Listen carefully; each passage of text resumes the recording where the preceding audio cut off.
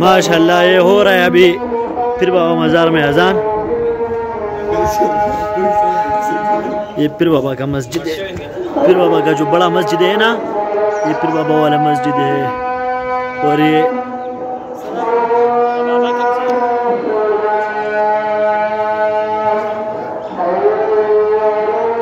ये पीर बाबा का बड़ा मस्जिद है, सबसे बड़ा ये जो है ना, ये इधर इसमें मदरसा है।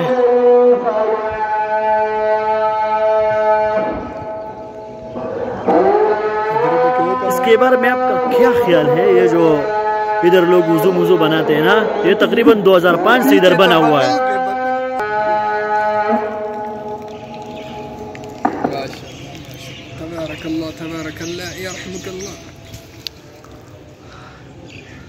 अलग हुक्म जुमाते हाँ।